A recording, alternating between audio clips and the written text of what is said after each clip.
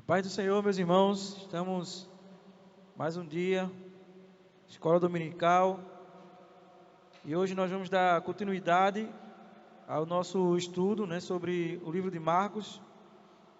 Então vamos abrir nossas Bíblias aí em Marcos, capítulo 15, a partir do verso 21.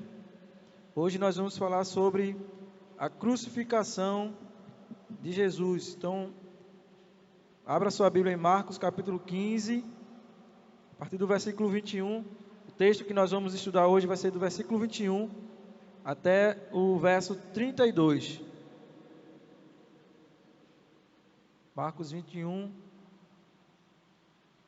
capítulo 15, do versículo 21 até o 32. Deixa eu abrir minha Bíblia. Iremos fazer algumas leituras paralelas também nos evangelhos. Só corrigindo aqui, irmãos, é Marcos do 21, capítulo 15, do 21 até o 41. Será a crucificação de Jesus e a morte também de Jesus, Crucificação e morte. Diz assim o texto: E obrigaram Simão, Cirineu, que passava vindo do campo, pai de Alexandre de Rufo, a carregar a cruz de Jesus. E levaram Jesus para o Gólgota, que quer dizer lugar da caveira. E quiseram dar-lhe de beber vinho misturado com mirra, mas Jesus não aceitou. Então o crucificaram e repartiram entre si as roupas dele, tirando a sorte, para ver o que cada um levaria. Eram 9 horas da manhã quando o crucificaram, e a inscrição com a acusação contra ele dizia: o Rei dos Judeus. Com ele crucificaram 2 ladrões, um à sua direita e outro à sua esquerda. E cumpriu-se a escritura que diz: com malfeitores foi contado. Os que iam passando blasfemavam contra ele, balançando a cabeça e dizendo: você que destrói o santuário em 3 dias, o reedifica, salva a si mesmo descendo da cruz. De igual modo, os principais sacerdotes com os escribas, zombando, diziam entre si: salvou a outros e a si mesmo não pode se salvar. Que Cristo, o Rei de Israel, desça agora da cruz, para que vejamos e creiamos também os que com eles foram crucificados, e isso também os que... Verso 32. Que o Cristo, o Rei de Israel, desça agora da cruz, para que vejamos e creiamos. Também os que com ele foram crucificados o insultavam. Verso 33. Chegando o meio-dia, houve trevas sobre a terra, até as 3 horas da tarde. E às 3 horas Jesus clamou em alta voz: Elohim, Elohim, lama sabachthani. Isso quer dizer: Deus meu, por que me desamparaste? E alguns dos que estavam ali ouvindo isto diziam: vejam, ele chama por Elias. E um deles correu para embeber a esponja em vinagre, e colocando-a na ponta de um caniço, deu-lhe de beber, dizendo: esperem, vejamos se Elias vem tirá-lo. Mas Jesus, dando um forte grito, expirou. E o véu do santuário se rasgou em 2 partes, de alto a baixo. O centurião que estava em frente de Jesus... Preste atenção nesse versículo, meu irmão. Verso 39 do capítulo 15. O centurião que estava em frente de Jesus, vendo que assim havia expirado, disse: verdadeiramente, este homem era o Filho de Deus. Guarde e grife aí na sua Bíblia esse versículo. Verso 49. Estavam também ali algumas mulheres observando de longe. Entre elas estavam Maria Madalena, Maria, mãe de Tiago, o menor, e de José, e ainda Salomé. Quando Jesus estava na Galiléia, essas mulheres o acompanhavam e serviam. E além destas, havia muitas outras que tinham ido com ele para Jerusalém. Vamos orar em nome de Jesus. Senhor nosso Deus, nosso Pai, obrigado, Senhor Deus, por mais um dia, Senhor Deus, na tua casa. Obrigado, Senhor Deus, por esse momento, por essa aula, Pai. Que Tu abençoe nossas vidas, que a Tua palavra, Deus, seja ministrada. Que o Teu Santo Espírito, mais uma vez, esteja conosco, Deus, abrindo nossas mentes. Que possamos compreender, Senhor Deus, esses últimos momentos do Senhor, quando o Senhor foi açoitado, quando o Senhor foi cuspido, escarnecido, quando o Senhor foi crucificado, que é a nossa aula de hoje, e sobre a Tua morte, Senhor Deus. Que nós possamos refletir cada dia, Senhor Deus, o quanto Tu sofresse por cada um de nós. Fica conosco, Pai, é o que nós te pedimos, em nome de Jesus. Amém. Meus irmãos, texto que nós acabamos de ler, né? Marcos capítulo 15, a partir do verso 21, ele vai falar sobre a crucificação e em seguida a morte do Senhor Jesus Cristo, né? Nas aulas anteriores, o Bruno e o Emerson falaram sobre a condenação de Cristo, né? E sobre a forma como Jesus ele foi zombado pelos soldados. E hoje nós vamos falar de uma história, certo? Que ela é por demais conhecida por cada um de nós, né? Cantada, pregada, né? Discutida, que é a questão da morte e da crucificação de Jesus. É uma aula muito importante e que nós precisamos refletir um pouco sobre o sacrifício de Cristo. Nós já vemos falando, né, nas aulas anteriores, que Cristo ele é o Cordeiro Pascual, né, e aquele Cordeiro que ele era imolado na Páscoa como oferta, né, pelos nossos pecados, para aplacar a ira do Senhor, né? E Jesus agora ele está, como diz Isaías, como ovelha muda, realmente agora indo para o matadouro e sofrendo aquilo que ele sofreu, que nós vimos aqui registrado nas Escrituras. Então, irmãos, vamos começar a aula de hoje. Abra sua Bíblia, deixe sua Bíblia aberta aí, e vamos agora para os versículos que nós lemos. Nós vamos fazer uma leitura expositiva de cada versículo e fazendo as devidas explicações. Primeiro versículo, verso 21, diz assim: E obrigaram Simão Cirineu, que passava, vindo do campo, pai de Alexandre e de Rufo, a carregar a cruz de Jesus. Marcos aqui ele está registrando que esse homem chamado Simão, né, e ele vai colocar o seu sobrenome de Cirineu. Lucas vai dizer que Cirene, Simão da cidade de Cirene, né? Então ele tem esse sobrenome Cirineu porque ele era da cidade de Cirene. Simão era um homem, de acordo com Marcos, que estava vindo do campo, e ele está ali vendo a crucificação de Jesus. Nós já temos visto em muitos filmes, muitos relatos, a forma como Jesus ele foi conduzido naquela crucificação. Era costume dos romanos que os condenados à crucificação, eles tinham que passar uma peregrinação para serem realmente humilhados, expostos, para que o povo pudesse ver o que é que Roma faz com aqueles que transgridem a lei. No caso de Jesus, nós sabemos, irmãos, que o caso de Jesus foi algo diferente, foi um julgamento político que tinha por interesse destruir realmente o homem, a qual estava afrontando todo o sistema da época, o sistema judaico e toda aquela corrupção que existia por parte dos sacerdotes, do sumo sacerdote e da corrupção que existia no templo. Jesus ele condenou com ênfase os erros daqueles homens, e por causa disso, e também por ele ter se intitulado Filho de Deus, ele foi levado a Herodes, a Pilatos, para ser condenado. E, como eu dizia, como condenado, ele foi caminhando até o lugar onde ele seria crucificado. E nesse caminho, esse homem a qual Marcos registra que o nome dele era Simão, da cidade de Cirene, ele era pai de Alexandre e de Rufo, ele ajudou Jesus a carregar a cruz. Cirene é uma cidade que fica hoje atualmente na Líbia, então é o norte da África. Então Marcos está dando uma característica aqui, uma qualidade, irmãos, nos revelando algo que talvez esse homem ele poderia ser talvez não, ele era um africano e possivelmente ele era um homem de pele negra, né? Dando aqui um pouco já, mostrando a questão de como as pessoas negras, elas já tinham já uma certa imagem de que eles trabalhavam um pouco mais, né? Tinha tantas pessoas naquele meio e Simão ele se destacou ao ponto de que os soldados chamam ele para carregar a cruz de Jesus.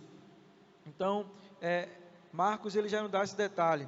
Ele também diz que esse Simão ele é pai de Alexandre e de Rufo, né? E em Atos, no capítulo 11, o verso 29, vai falar que os primeiros cristãos, né, que foram chamados de cristãos, eles também estavam em Cirene, né? Provavelmente esse homem chamado Simão Cirineu viu tudo aquilo que aconteceu com Jesus e compreendeu posteriormente que Jesus ele era o Filho de Deus, e possivelmente ele levou também essa mensagem para a cidade de Cirene. Tem outros versículos também, em Atos capítulo 13, No livro de Romanos também vai falar muito sobre os irmãos de Cirene. O próprio capítulo 13 de Atos vai dizer que existiam ali mestres na cidade de Cirene. Então, o Evangelho do Senhor foi sim pregado, talvez por esse homem chamado Simão. Outra característica aqui, irmãos, desse primeiro versículo é que ele nos mostra que Jesus ele estava carregando a cruz, né?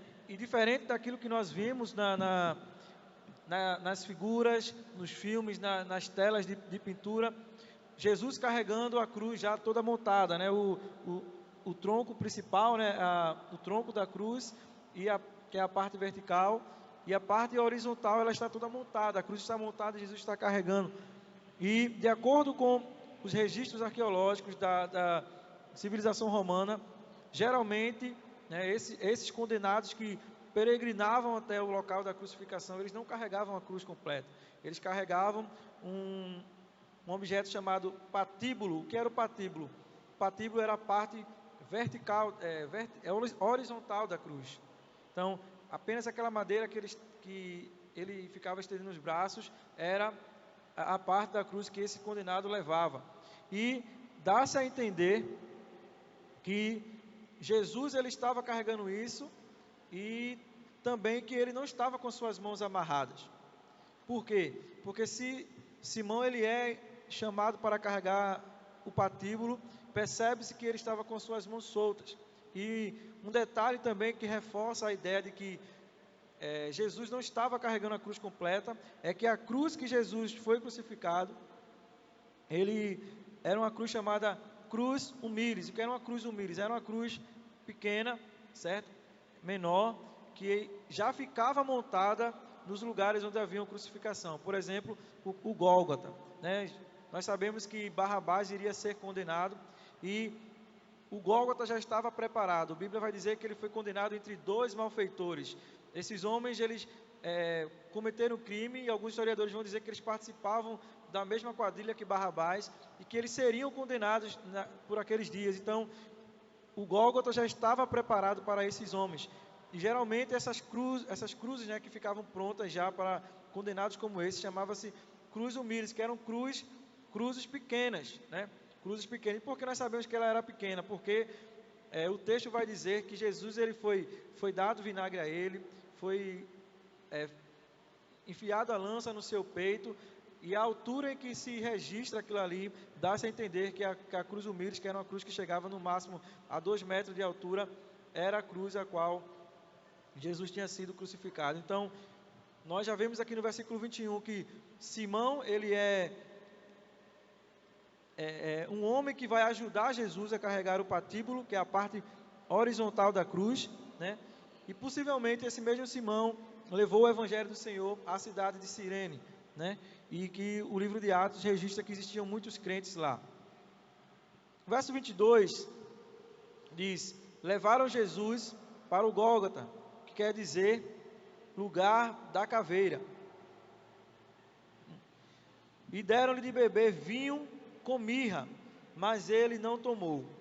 Versículo 22 e o versículo 23, né, ele vai também nos revelar algo sobre essa história, principalmente o verso 23, que Marcos aqui, ele é um profundo conhecedor da cultura, não posso dizer cultura, mas da crueldade com que os romanos, eles faziam aquelas crucificações, aquelas condenações, e Marcos vai mostrar um profundo conhecimento sobre as peculiaridades daquilo que envolvia toda aquela condenação. Verso 23, ele diz que quiseram dar de beber vinho misturado com mirra. O vinho misturado com mirra naquela época, ele era um sedativo, certo? Ele tinha esse poder de sedar o condenado para que ele pudesse sentir menos dor. E o texto vai dizer que foram dar vinho misturado com mirra para Jesus. E o verso 23 vai dizer que ele não aceitou. Lembrem que Jesus, ele foi como ovelha muda para o matadouro. O processo que Jesus sofreu na crucificação tinha que ser parecido como uma ovelha quando ela é levada para o matadouro. A ovelha chegava-se lá e era assim, cortada, imolada. Ela não tinha opção de levar nenhum tipo de anestesia, nada. E a mesma coisa Jesus agora ele está fazendo aqui, irmãos. Ele está sofrendo, ele não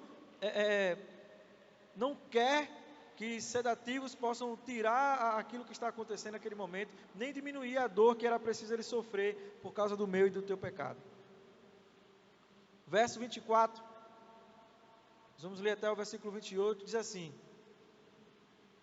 Então o crucificaram e repartiram entre si as roupas dele, tirando a sorte para ver o que cada um levaria.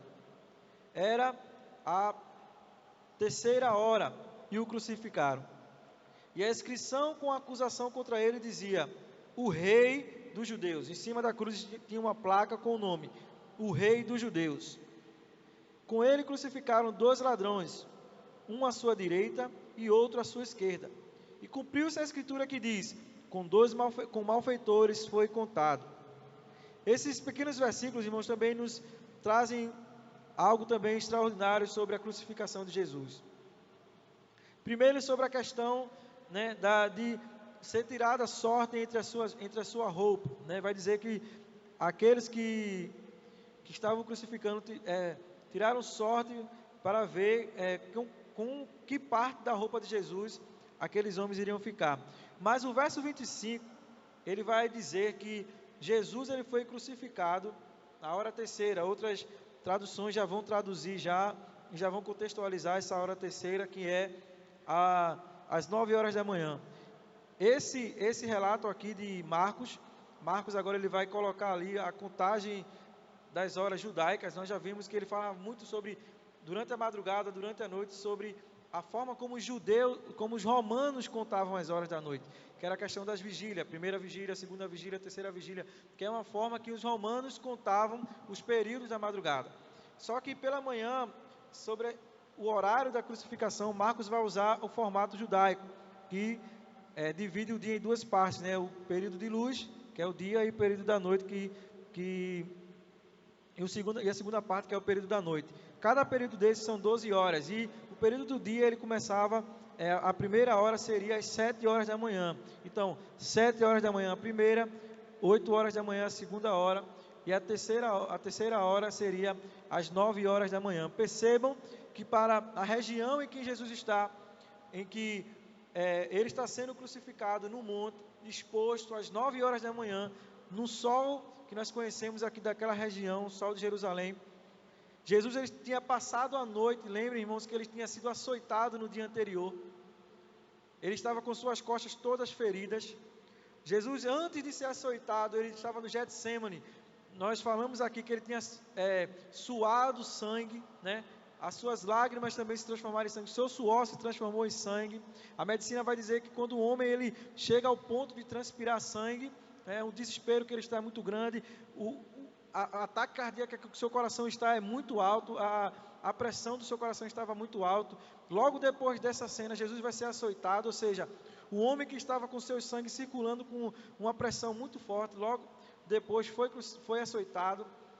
A sua pele estava sensível, porque quando ele suou sangue, os seus poros estavam dilatados, e ele foi açoitado com essa estrutura, com os poros abertos, e o seu corpo resistiu toda essa madrugada desses açoites.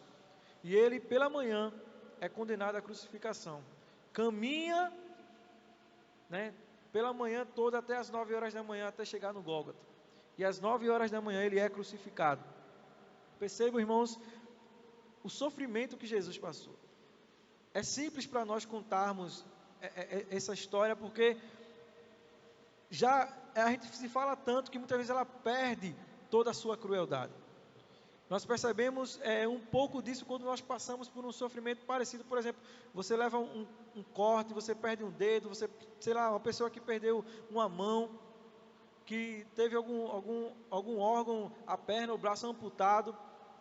Pessoas que passaram por isso podem ter mais ou menos um pouco desse sofrimento que Jesus passou, mas não se compara àquilo que, desde a madrugada, né, ele vem passando, e agora pela manhã, ele é crucificado no Monte Calvário. No verso 26 vai dizer que a inscrição, né, que estava dizendo qual o motivo da sua acusação, era porque ele era o Rei dos Judeus. Os romanos tinham esse costume de colocar em cima da cruz o motivo pelo qual a pessoa tinha sido crucificada. E Pilatos, ele colocou o rei dos judeus. A Bíblia vai dizer nos outros evangelhos que os sacerdotes estavam tão irados com o Senhor em relação a essa questão, que eles vão a Pilatos discutir, dizer, não bote aí o rei dos judeus, mas bote que ele se dizia rei dos judeus. E Pilatos vai dizer, o que eu escrevi, de forma como, mostrando para aqueles homens que ele mandava, e que ele estava também se vingando daquilo que eles estavam fazendo com Jesus. Porque Pilatos sabia que Jesus era inocente. E ele escreve ali, o rei dos judeus. Mais uma vez, Cristo, o próprio Deus aqui mostrando que ele estava mostrando quem era o seu filho, que realmente o Filho de Deus, o Rei dos Judeus, estava sendo crucificado ali naquele momento. Verso 29, irmãos, até o 32 diz assim: e os que passavam blasfemavam dele, meneando as suas cabeças e dizendo: tu que derrubas o templo e em 3 dias o edifica, salva-te a ti mesmo e desce da cruz. E da mesma maneira, também os principais dos sacerdotes com os escribas diziam um para os outros, e eles zombavam: salvou os outros e não pode salvar a si mesmo. O Cristo, o Rei de Israel, desça agora da cruz, para que o vejamos e acreditamos. Também os que com ele foram crucificados o injuriavam. A Bíblia vai dizer, irmãos, em Mateus e em Lucas, que as pessoas que estavam vendo aquela cena estavam zombando Jesus, os sacerdotes estavam zombando Jesus, os soldados estavam zombando Jesus, e até aqueles que foram crucificados do seu lado também estavam zombando Jesus. E a Bíblia vai dizer, nós conhecemos a história de que esses dois malfeitores, os dois, eles têm pensamentos diferentes sobre a pessoa de Jesus. A Bíblia vai dizer que ele começa a zombar e dizendo: olha, se o Senhor também é o rei dos judeus, se é isso tudo que estão dizendo que o Senhor é, que o Senhor é o Messias, tira a gente aqui da cruz também, salva o Senhor e tira a gente também, E o outro ladrão, nós conhecemos a história, vai dizer que ele reconhece quem é o Senhor Jesus Cristo, e ele vai dizer: olha, Senhor, quando o Senhor chegar no teu paraíso, quando o Senhor chegar no teu reino, lembra-te de mim. Nós conhecemos já toda essa história, irmãos, mas percebam como os evangelhos do Senhor Jesus Cristo, ele está chegando aqui, no ápice da biografia sobre a pessoa de Jesus, mostrando que até diante da morte, o Senhor, ele está ali como Senhor e Salvador, e que existem escolhas que as pessoas que cada um de nós devemos tomar quando nós olhamos para Cristo. Irmãos, a pessoa do Senhor Jesus Cristo e a obra contada pelos evangelistas, ele traz e demonstra a importância que nós temos, que a nossa vontade tem em relação a aceitar a Jesus. Tudo que nós fazemos é baseado em nossas escolhas. Tudo que nós sofremos, as nossas consequências é baseado em nossas escolhas. E Jesus, ele está mostrando que até no final da sua vida, ele está dando escolhas à humanidade. O que é que você tem escolhido, meu irmão? Quando você olha para Jesus, o que é que você tem visto nele? O que é que você tem feito? Quais são as decisões que você tem tomado quando você olha para Cristo? Quando você tem consciência de que você é cristão? É isso que esse texto também está nos ensinando. As pessoas estavam ali zombando de Jesus e observe, preste atenção. O texto vai dizer que eles diziam assim: olha, se você é o Messias, se você é o rei de Israel, desce da cruz. Você não disse que pode edificar o templo em 3 dias? As pessoas estavam esperando que Jesus fizesse algo sobrenatural. Naquele momento, Jesus tinha passado a vida dele todinha ressuscitando os mortos, curando o cego, curando o surdo. Jesus fez coisas que ninguém nunca viu na face da terra, que é a questão, por exemplo, de ressuscitar um morto. A Bíblia vai dizer que ele ressuscitou a filha de Jairo quando estava doente, mas ela estava morta, Ela tinha acabado de morrer, Jesus ressuscitou. Ok, poderiam dizer que ela tinha, Jesus chegou lá e fez alguma coisa, e a menina não tinha morrido ainda, mas o texto diz que ela morreu. A segunda pessoa que Jesus ressuscita, a Bíblia vai dizer que era um jovem que estava sendo levado para a sepultura. E a Bíblia diz que Jesus, ele vai lá, toca no caixão daquele homem e ele ressuscita aquele jovem. E a terceira pessoa é Lázaro, que nós conhecemos, que já tinha mais de 3 dias, mais de 4 dias que estava morto. A Bíblia, ela faz uma progressão nesses relatos, e não é coincidência aqui, existe um propósito, mostrando o quanto o Senhor Jesus Cristo, ele tem poder até sobre a morte. Uma pessoa que tinha acabado de morrer, outra que já tinha alguns tempos acabado de morrer, e outra que já tinha passado muito tempo dentro da sepultura. Esses homens que estavam aqui, meu irmão, conheciam essas histórias. Lembra que no início das aulas passadas, nós falamos que Jesus, né, tinha ido na casa de Lázaro, Marta e Maria, e era na cidade de Betânia, que eram cerca de 20 quilômetros da cidade de Jerusalém. Eles tinham ido na entrada de Jerusalém quando Jesus chegou também. A multidão que tinha saído lá de Betânia foi para Jerusalém com Jesus. Entrou na semana da Páscoa, estavam lá no Monte Calvário. E talvez até mesmo essas pessoas estavam lá dizendo: olha, se o Senhor realmente é o Filho de Deus, desce aí da cruz. Eles queriam algo sobrenatural, irmãos. Olha, nós estamos vendo coisas extraordinárias que o Senhor tem feito em nossas vidas. Mas muitas vezes nós ficamos cegos sobre quem é a pessoa de Jesus. E a gente quer que Jesus continue fazendo coisas extraordinárias. Preste atenção, meu irmão. Por que é que você está servindo ao Senhor? Por que é que você está servindo? Você está servindo Jesus porque Ele pode fazer coisas sobrenaturais na tua vida. Porque se você tiver embasado a tua fé cristã apenas no que Jesus pode fazer por você em relação à tua vida aqui na terra, meu irmão, eu queria dizer a você que você é o mais miserável dos homens, como disse o apóstolo Paulo. Se eu estiver esperando o Senhor Jesus apenas aqui nesse mundo, Paulo disse: eu sou o mais miserável dos homens. Irmãos, nós precisamos seguir a Jesus porque Ele morreu por nós para nos dar a salvação, a vida eterna. Porque quando o nosso corpo descer à sepultura, nós sabemos que nós seremos ressuscitados por Ele, porque a sua morte aqui vai nos garantir vida. É por isso que nós devemos seguir ao Senhor. É porque Ele nos amou e Ele entregou a sua vida por cada um de nós. Continuando, o verso 33, estamos partindo já para o final.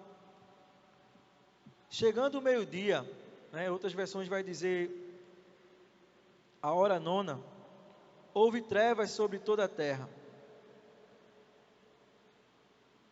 Isso.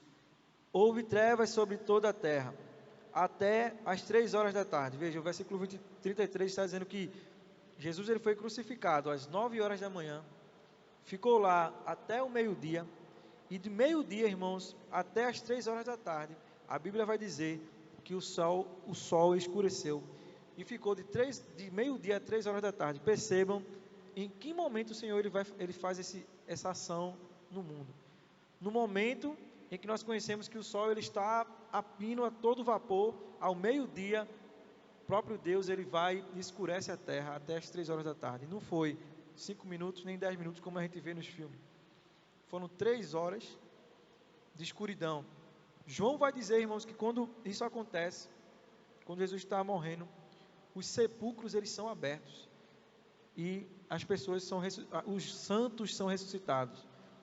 Você já parou para perceber esse cenário? Sol escurecendo, os cemitérios um alvoroço porque os santos estavam ressuscitando ali.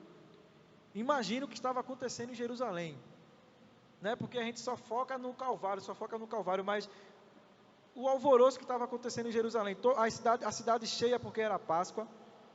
A Bíblia vai dizer que o véu do templo ele vai se rasgar de alto a baixo. Os sacerdotes estavam no templo oferecendo sacrifício ao Senhor porque era Páscoa. Tinha muita gente lá. Imagine o que estava acontecendo naquela cidade, irmãos, quando Jesus ele está prestes aqui a morrer. E Marcos continua. Verso 34. E às 3 horas Jesus clamou em alta voz: Eloi, Eloi, lama sabachthani, que quer dizer: Deus meu, por que me desamparaste? E aqui, irmãos, também eu queria fazer uma ressalva. Percebam que nós vemos um questionamento aqui do Senhor Jesus Cristo. Quando Ele agora está ali, cheio dos nossos pecados, né? O Senhor, Ele se afasta de Cristo, e Jesus vai perguntar: Deus meu, por que me desamparaste? E aqui eu queria abrir um parêntese sobre a questão do questionamento que nós fazemos a Deus. Muitas pessoas dizem que nós não devemos questionar ao Senhor, que nós não devemos questionar a Deus sobre as coisas que acontecem em nossas vidas. Irmãos, isso é uma falácia, porque a Bíblia está cheia de relatos mostrando o quanto, né, o Senhor está com seus ouvidos atentos a ouvir o clamor do seu povo, dos seus filhos. Uma coisa é murmurar, outra coisa é questionar ao Senhor. A história de Jó vai mostrar um diálogo entre Jó, seus 3 amigos, tem um 4º amigo, mas vai ter 9 conversas ali em que esses 3 amigos vão fazer perguntas, questionamentos a Jó, e Jó vai sempre responder, indagar, e em alguns momentos Jó fica se perguntando por que é que ele está passando por aquilo, se ele era um homem justo. E ele começa a se mostrar que ele era um homem justo, que ele não deveria passar por aquilo, e ele pergunta algumas coisas ao Senhor, e é a partir do momento em que Jó começa a se exaltar um pouquinho, querendo ser algo que ele não era, é que o Senhor ele intervém. Se você ler a história de Jó, você vai perceber que Jó ele começa a falar aos seus amigos, que os seus amigos achavam que Jó estava passando por aquilo porque ele tinha pecado, e nós conhecemos a história, não foi por causa disso. Só que Jó, quando está se justificando, ele começa a responder aos seus amigos, responder, até o momento em que ele começa parecendo como se fosse assim, olha, eu não mereço estar passando pelo que eu estou passando. E é aí que o Senhor intervém. A Bíblia vai dizer que o Senhor chega diante de Jó como se fosse um freio, dizendo assim, ó, Jó, para que você não é tudo isso aí não, que você está falando não. E a Bíblia vai dizer que Deus faz 56 perguntas a Jó. Onde é que você estava quando eu botei o firmamento na terra? Onde é que você estava quando eu coloquei as asas dos pássaros? Onde é que você estava quando eu fiz a chuva descer sobre o orvalho? O Senhor começa a fazer perguntas a Jó, coisas simples do dia a dia também, mostrando a complexidade daquilo que Deus faz, dizendo assim, olha, o homem não é nada não. E você também não é nada não. Se não fosse por causa de mim, você não estaria aqui.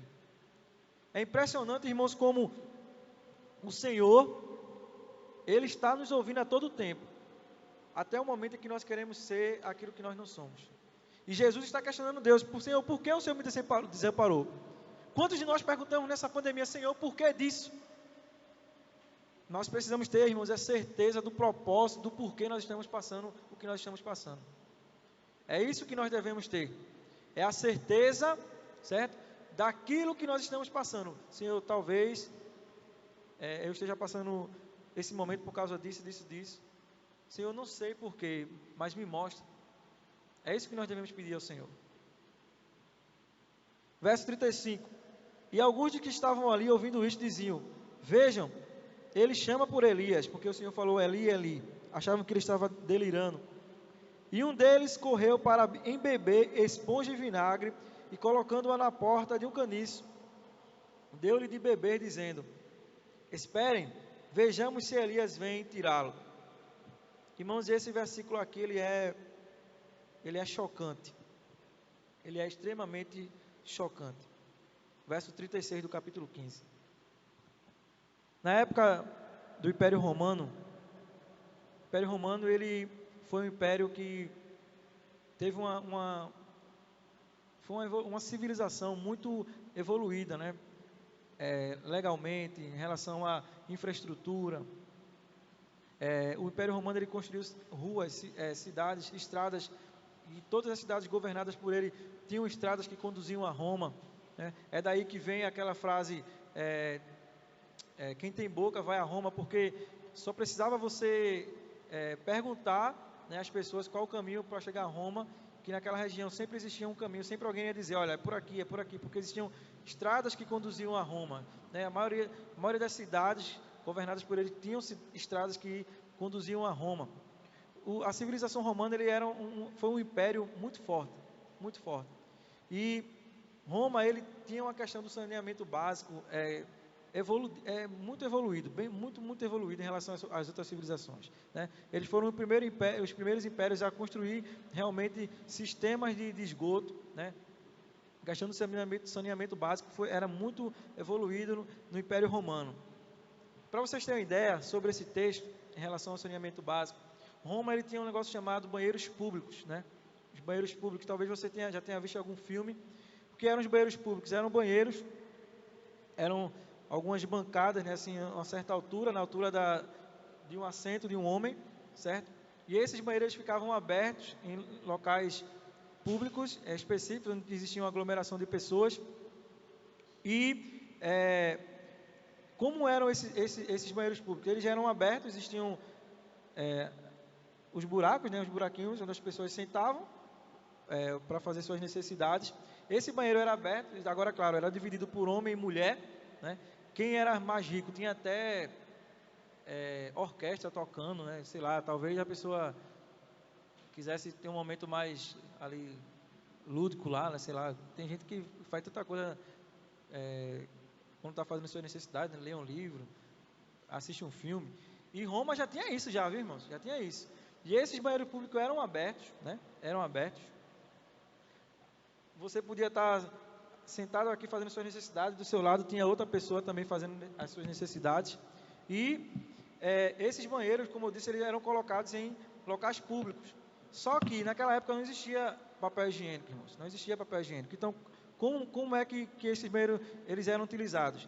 Existia na frente perto dos pés das pessoas que estavam usando esse banheiro, uma vasilha, certo? E essa vasilha, ela era cheia de vinagres, cheia de vinagre.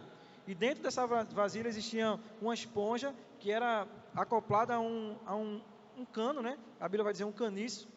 E essa esponja chamada de sopo, ela ficava ensopada com o vinagre. Então, o que é que acontecia? Quando essas pessoas faziam suas necessidades, elas se limpavam com essa esponja e ela era colocada de volta no vinagre para desinfetar as impurezas, né, da limpeza, da necessidade dessas pessoas. Então os irmãos já estão compreendendo mais ou menos o que vai acontecer aqui. O Gólgota era um lugar público. Os soldados eram costumeiramente levados a esse lugar para poder acompanhar os condenados. A Bíblia vai dizer que um centurião estava acompanhando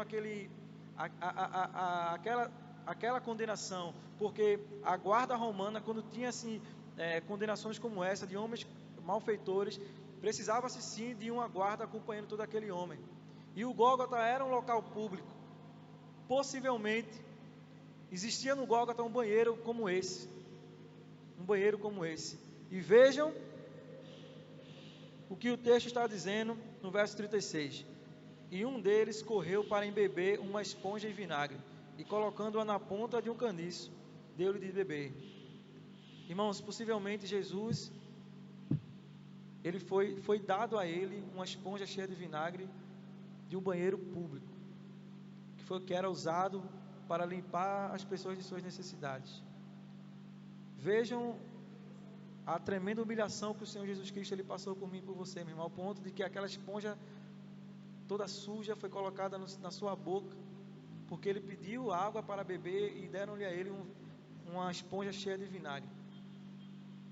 Veja a humilhação que o Senhor Jesus Cristo passou por mim e por você.